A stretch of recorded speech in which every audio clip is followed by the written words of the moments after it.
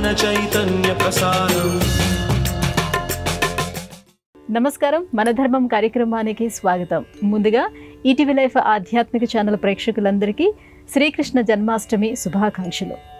ఇవాళ మన ధర్మం కార్యక్రమంలో మన ధర్మ సందేహాలను నివృత్తి చేసేందుకు మనతో పాటు ఉన్నారు ప్రముఖ ఆధ్యాత్మికవేత్త బ్రహ్మశ్రీ గడ్డమనుగు రామకృష్ణమూర్తి గారు. గురుగారు నమస్కారం. ఓం శ్రీమాత్రే నమః. గురుగారు, ఈరోజు శ్రీకృష్ణ జన్మాష్టమి. విష్ణుమూర్తి యొక్క దశావతారాలలో శ్రీకృష్ణుడు యొక్క అవతారము చాలా ప్రత్యేకమైనది. అయితే శ్రీకృష్ణుడు యదువంశంలోనే జన్మించడానికి కారణం ఏమిటి? శీలము గల యదుకులమున ఏలా పుట్టెను మహాత్ముడీశుడు విష్ణుండు, ఏ లీల మెలగే ఏ ఏ వేళల ఏమేమి చేసే వివరింపు తగన్ అంటూ పరీక్షిత్ మహారాజు శుకమహర్షిని ప్రశ్నిస్తాడు. ఎందుకు ఆ శ్రీకృష్ణుడు యదువంశంలోనే జన్మించాడు? నిజానికి ఈ రహస్యం మనకు అర్థమవుతే కృష్ణతత్వం మనకు పూర్తిగా బోధపడ్డట్టే. ఎక్కడైతే గోవులు పూజించబడతాయో, ఎక్కడైతే ప్రకృతితో కలిసి సహజీవనం చేసే అలవాటు ఉంటుందో, ఎక్కడైతే ప్రాణులన్నీ పరమాత్మ స్వరూపులే అన్న భావనతో వాటిని ఆరాధించటం జరుగుతుందో, ఎక్కడైతే అందరూ కలిసి ఒకే కుటుంబం అన్న భావనతో జీవించాలన్న ఆలోచన విధానం ఉంటుందో అక్కడ కృష్ణుడు జన్మిస్తాడు. ఇవన్నీ యదువంశంలో ఉండే లక్షణాలు. అందుకే నందుడు వసుదేవుడి దగ్గరికి వెళతాడు. ఇద్దరు మంచి మిత్రులు కనుక. అప్పుడు వసుదేవుడు, గోకులం నుంచి వచ్చావు, నీ ఆరోగ్యం బాగుందా, యశోద ఎలా ఉన్నది అని అడగల. పలు రోగంబులు పొందకున్నవే పసుల్ పాలిచ్చునీ ధేనువుల్, కొల్లకుల్ వాగులు వారి పూరితములే, గోష్ఠ ప్రదేశంబులన్ పులులుల్ దుప్పులు సంచరింపవు గదా, పొల్పారునే ఘోషముల్ కలవే పచ్చని పూరి జంపములు తత్కాంతార భాగంబునన్ అని యోగక్షేమాలు అడుగుతాడు. అంటే పశువులకు ఆరోగ్యం బాగున్నది కదా, కొలలు వాగులన్నీ నీటితో ఉన్నాయి కదా, క్రూర జంతువులేవి మన పశువులను హింసించటం లేదు కదా, పచ్చని పైరులు పచ్చిక బయళ్ళు వృద్ధి చెందుతున్నాయి కదా అని అడుగుతాడు. అంటే ఇలా ప్రకృతి ఉంటే నీ ఆరోగ్యానికి ఢోకా లేదు. చక్కగా నిరంతరము ఆ ప్రకృతితో కలిసి సహజీవనం చేయగలిగితే ఎలాంటి వ్యాధులు నీ దరిచేరవు. నందుడు కూడా కృష్ణుడి దగ్గరికి వచ్చి, ఇంద్రుడి గురించి యాగం చేద్దాము అంటే, ఇంద్రుడి గురించి ఎందుకు యాగం చేయాలి అంటే, మఖము చేయ వజ్రి మది సంతసించును, వజ్రి సంతసించ వాన కురియు. వాన కురిస్తే మేత పశువులకు దొరుకుతుంది. కాబట్టి ఆ ఇంద్రుణ్ణి సంతుష్టుణ్ణి చేయటం కోసం యజ్ఞం చేద్దాము అనగానే పశువులకు, కొండకు, బ్రాహ్మణోత్తములకు మఖము గావించుట మంచి బుద్ధి. ఇంద్రుడికి కాదు, ఈ గోవులను పూజిద్దాం, ఈ గోవర్ధన గిరిని పూజిద్దాం. ఈ పూజా విధానాలు మనకు తెలియజేసిన బ్రాహ్మణోత్తలను పూజిద్దాం.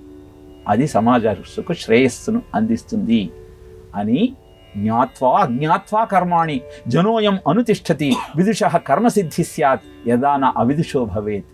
నాన్నగారు, మనం తెలిసి తెలియక అనేక పనులు చేస్తూ ఉంటాం.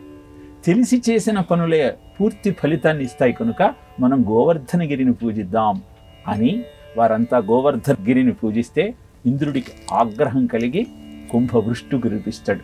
ఆ గోవర్ధనగిరిని ఎత్తి అందరినీ కాపాడతాడు శ్రీకృష్ణుడు. ఇంద్రుడికి గర్వభంగం అవుతుంది. గోవిందనామంతో ఆయన కీర్తింపబడతాడు. ఈ కథ ఏం చెబుతుంది?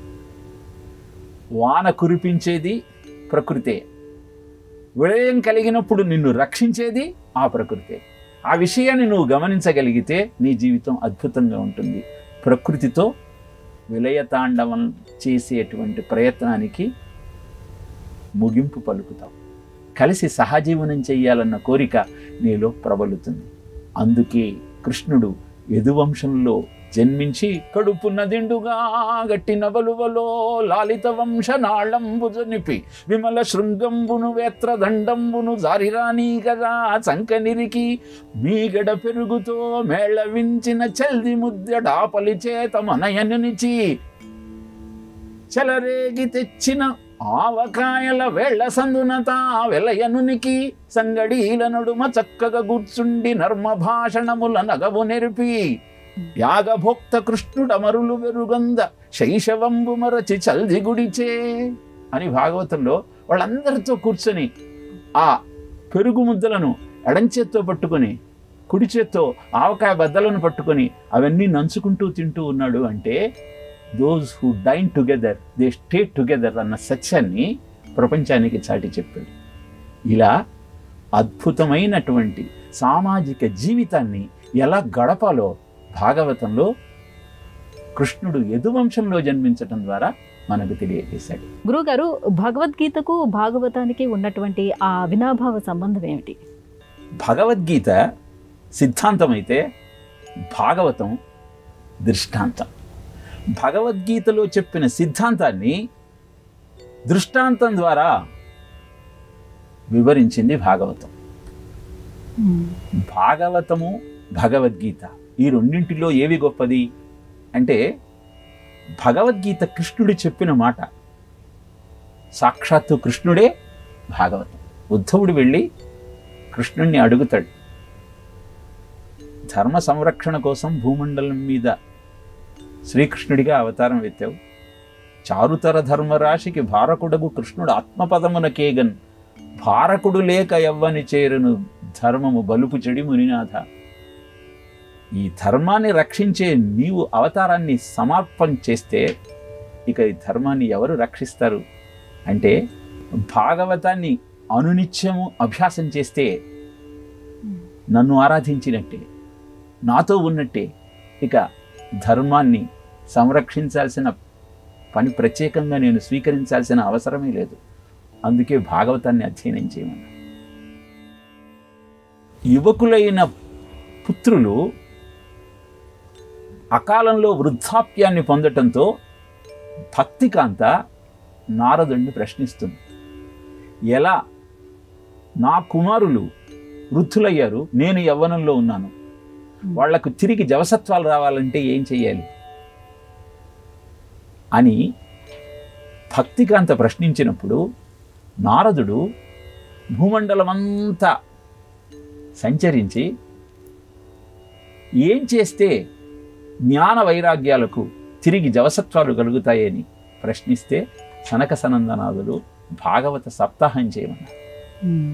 ఆశ్చర్యం పోయిన నారదుడు వారిని ప్రశ్నిస్తాడు, నేను వేదాంగాలన్నింటినీ వారిద్దరికీ వినిపించాను, భగవద్గీత పారాయణ చేశాను, విష్ణు సహస్రనామం పారాయణ చేశాను, ఇవన్నీ చేసినా జవసత్వాలు రాని వారు భాగవతం వింటే ఎలా స్వస్థతను పొందుతారు అంటే, సప్తాహం చేసిన తర్వాత నీకే అర్థమవుతుందని చెప్తారు. అలా భాగవత సప్తాహం చేసిన మీదట జ్ఞాన వైరాగ్యాలు భక్తితో సహా వృద్ధి చెంది స్వస్థతను పొందుతాయి. కనుక భాగవతము సాక్షాత్తు కృష్ణుని యొక్క వాంగ్మయ స్వరూపం. వనస్వరూపము నైమిషారణ్యం అయితే వాంగ్మయ స్వరూపము భాగవతం. అందుకే వనస్వరూపంలో కూర్చొని వాంగ్మయ స్వరూపాన్ని 7 రోజుల పాటు నువ్వు అభ్యాసం చేయగలిగితే అద్భుతమైన జీవితం నీ సొంతమవుతుంది. భగవద్గీత కృష్ణుడు చెప్పిన సిద్ధాంతం. సిద్ధాంతాన్ని తెలుసుకుంటూ సిద్ధాంతకర్తను చేరుకునే ప్రయత్నమే భాగవతాన్ని శ్రవణం చేయటము, అధ్యయనం చేయటం. ఇలా భాగవతాన్ని అధ్యయనం చేసి ఎందరో జీవులు ముక్తిని పొందారు. భాగవత సప్తాహం చేయటం వల్ల గతులు లేకుండా సంచరించేటువంటి అనేక మంది జీవులు సద్గతి పొంది సాయుధ్యాన్ని పొందారు. అలా అద్భుతమైన ఆనందాన్ని మనకు అందజేసేదే భాగవతం, దాని సిద్ధాంతం భగవద్గీత. ఇదే ఈ రెండింటి మధ్య ఉన్న అభినాభావ సంబంధం. గురుగారు, శ్రీకృష్ణ కరుణామృతం ఎవరు రచించారు, దాని ప్రాధాన్యత ఏమిటి? లీలాశుకుడు శ్రీకృష్ణ కరుణామృతాన్ని మనకు అందజేసిన మహానుభావుడు. భాగవతం యొక్క సారాంశాన్నంతా అద్భుతంగా వర్ణిస్తూ ఆనందాన్ని, అభ్యుదయాన్ని, మానసిక ప్రశాంతతను అందజేసినటువంటి వాంగ్మయమే శ్రీకృష్ణ కరుణామృతం. ఏ విధంగా బాలకృష్ణుడు గోకులంలో గోపకాంతలతో సంచరించాడు అన్న విషయాన్ని భాగవతంలో వ్యాసుడు తెలియజేసినటువంటి విధానాన్ని అందంగా, అద్భుతంగా మనకు అందించాడు. గోపాల బాలురంతా ఆ గోకులంలో ఉన్న ఇళ్లల్లోకి ప్రవేశించి పీట మీద పీట పెట్టి ఒకరి మీద ఒకరు అధిష్ఠించి ఆ కుండలలో ఉన్నటువంటి వెన్న, జున్ను అంతా స్వీకరిస్తున్నారట. అప్పుడు ఆ కుండలకు కట్టిన గజ్జెలు శబ్దం చేస్తాయని కృష్ణుడు వాటితో అన్నట్టు, మీరు శబ్దం చేయకండి, శబ్దం చేస్తే అంతా లేస్తారు, లేస్తే గొడవ అవుతుంది.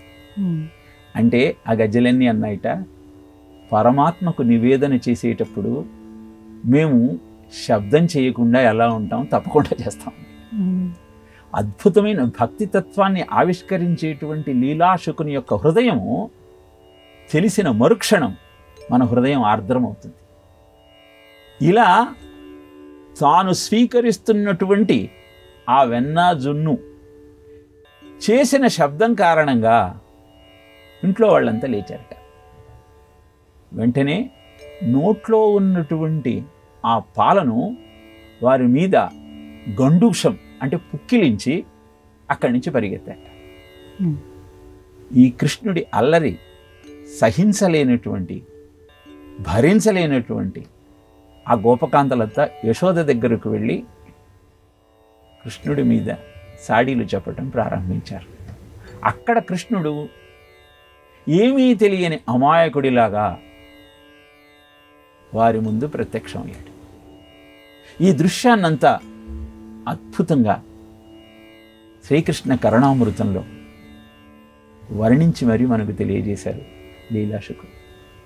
యశోద రాముడి కథ చెబుతోందట కృష్ణుడికి. వెనకటికి దశరథరాజు కుమారుడైనటువంటి రామచంద్రమూర్తి అరణ్యవాసానికి వచ్చారు. ఆయనతో పాటు ఆయన భార్య, ఆయన తమ్ముడు ఇద్దరూ వచ్చారు. రావణాసురుడు వచ్చి ఆయన భార్య అయిన సీతమ్మను ఎత్తుకుపోవడం ప్రారంభించాడు. అనగానే నిద్రిస్తున్నటువంటి కృష్ణుడు, లక్ష్మణ ధనస్సు తీసుకురా అంటూ గర్జించాడట. రాముడు, కృష్ణుడు ఆ స్వామి యొక్క రూపమే కదా. ఇలా అద్భుతమైన గాథను తన దార్శనికతతో, తన భావోద్రేకంతో గమనించి అంత అందంగా మన ముందు ఉంచినటువంటి మహానుభావుడు లీలాశుకుడు. అది ఈ కృష్ణాష్టమి పర్వదినాన తెలుసుకుంటూ, పాడుకుంటూ అద్భుతమైన జీవనానికి శ్రీకారం చుట్టే ప్రయత్నం చేద్దాం. గురుగారు, ఉన్మత్త పంచశతిని ఎవరు రచించారు? ఇది రచించడానికి కారణం ఏమిటి? అయ్యప్ప దీక్షితుల వారు ఉన్మత్త పంచశతిని రచించారు. భగవద్గీత జ్ఞానాన్ని బాగా అభ్యసనం చేసిన వారికి మయ్యేవ మనాధత్స్వ మయి బుద్ధిం నివేశయ నివశిష్యసి మయ్యేవ అత ఊర్ధ్వం న సంశయ అన్న శ్లోకము బాగా అవగతమైంది. మనస్సులో, బుద్ధిలో ఆ స్వామినే ఉంచుకుంటే ఆ స్వామి నాలోనే నివాసం ఉంటాడు. మరి నేను పూజించేటువంటి నా శివుడు నిరంతరము నాతోనే ఉంటాడా లేదా? నేను మెలకువగా ఉన్నప్పుడు ఆయనను కీర్తిస్తున్నా, నిద్రలో ఉన్మత్తతతో ఉన్నప్పుడు, ఉన్మత్తత అంటే పిచ్చి, నేను ఆయన రూపాన్ని తలుచుకుంటున్నానా, నా నోటిలో నుంచి ఆయన మాటలే వస్తున్నాయా లేదా అని పరీక్షించాలనుకున్నాడు. పిచ్చి కలగాలి అంటే ఒక విత్తనాన్ని సేవిస్తే ఉన్మత్తత కలుగుతుంది, మత్తు కలుగుతుంది అని తెలుసుకున్నాడు. వెంటనే ఆత్మీయులనందరినీ పిలిచి, నేను ఈ విత్తనాన్ని సేవించి ఉన్మత్తతకు లోనవుతాను. అప్పుడు నేనేం మాట్లాడతాను, మీరు గ్రంథస్థం చేయండి, అనంతరం నాకు వినిపించండి. ఆ విధంగా ఆ స్థితిలో ఉన్నప్పుడు కూడా నేను శివనామమే జపిస్తే నా జీవితం ధన్యమవుతుంది అని 2 గంటల తర్వాత నా మత్తు తగ్గుతుంది, తగ్గాలి అంటే ఈ మందు సేవించాలి అని ఆ 2 మందులు వాళ్లకు అందజేశాడు.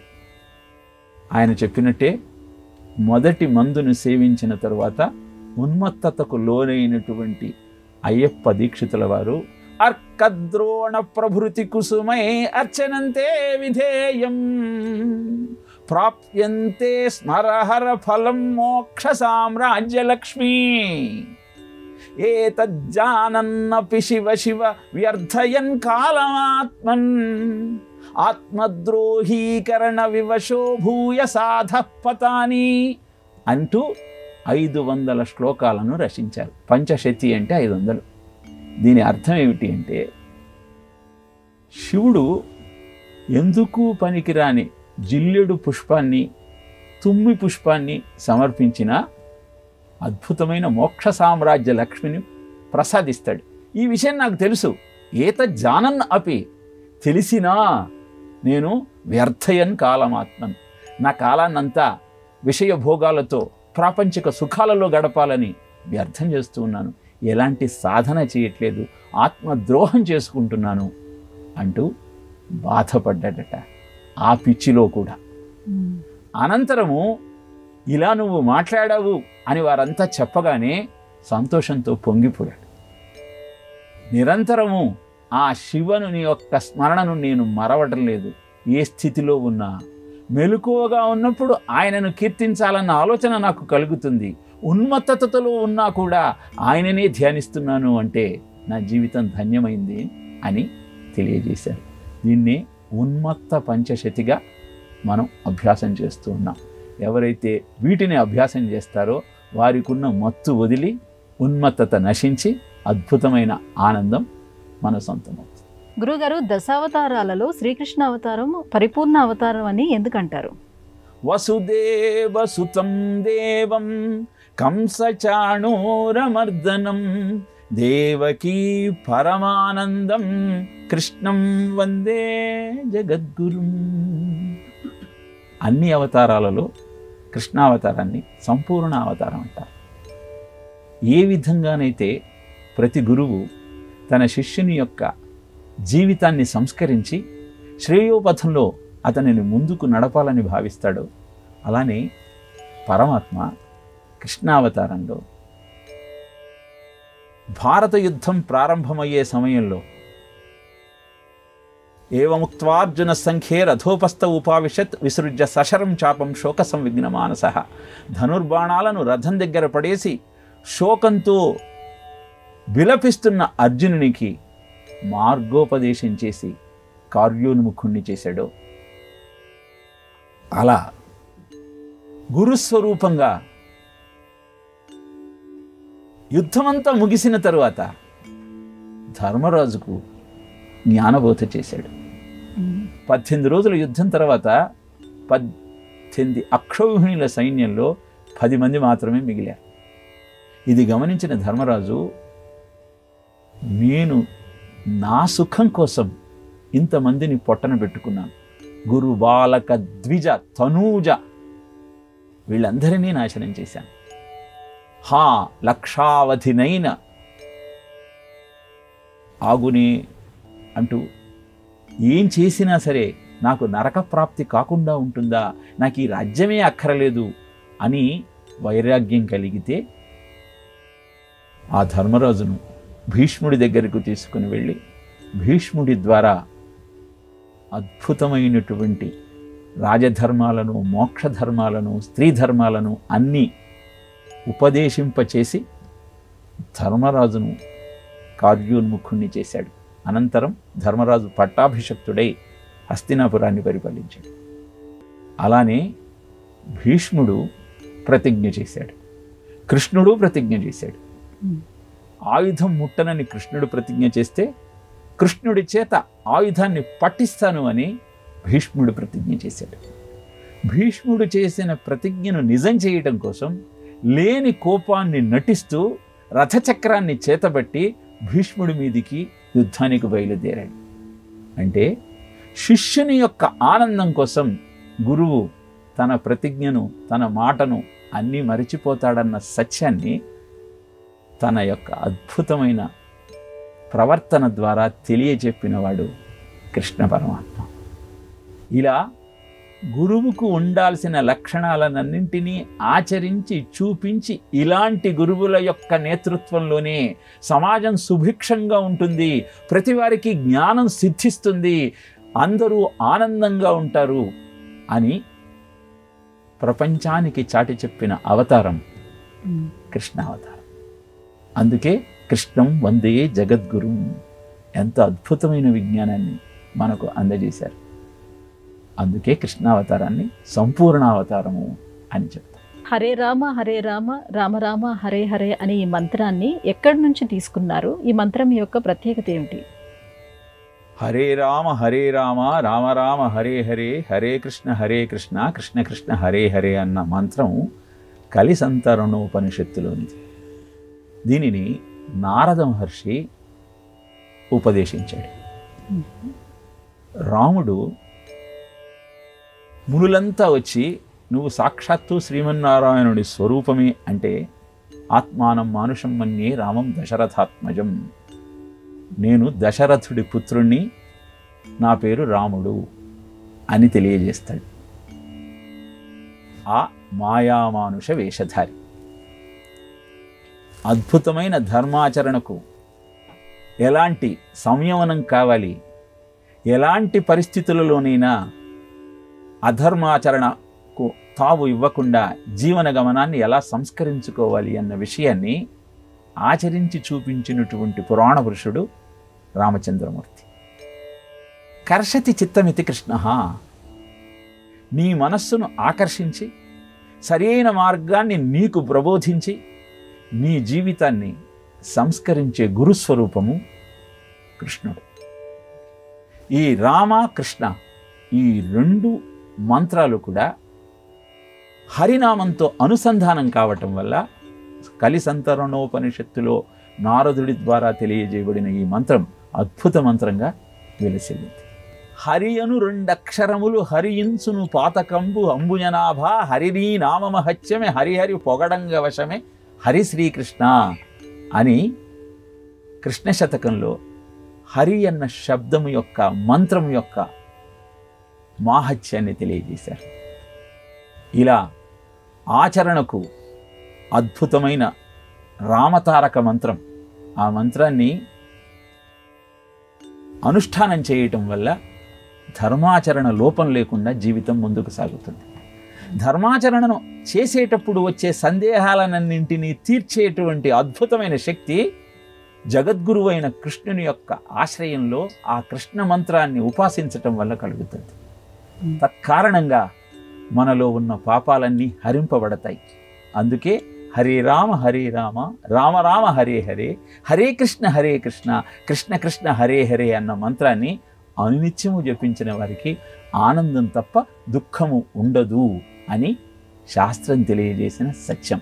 అలాంటి మంత్రాన్ని అనుష్ఠానం చేస్తూ అద్భుతమైన రామ కృష్ణ హరినామాలలో ఉన్నటువంటి మాహత్యాన్ని గుర్తిస్తూ, ముఖ్యంగా పిల్లల చేత దీన్ని అనునిత్యం జపింపచేస్తూ వాళ్లలో ప్రబలేటువంటి తమో గుణాన్ని తగ్గిస్తూ జీవితాన్ని అద్భుతమైన పథంలో ముందుకు తీసుకుని వెళ్ళేలాగా వాళ్లను మనం ప్రేరేపించగలిగితే అందరి జీవితాలు ఆనందంగా ఉంటాయి. గురుగారు, ఇవాళ మన ధర్మము కార్యక్రమంలో మాకు వచ్చినటువంటి ఈ ధర్మ సందేహాలన్నీ కూడా నివృత్తి చేసినందుకు ధన్యవాదాలండి. కృష్ణ. ఇది ఇవాళ మన ధర్మం కార్యక్రమం. రేపటి మన ధర్మం కార్యక్రమంలో మళ్ళీ కలుసుకుందాం. నమస్కారం. ఈ కార్యక్రమాన్ని తిరిగి చూడాలనుకుంటే www.youtube.com/ETV Life Spiritual లో చూడవచ్చు.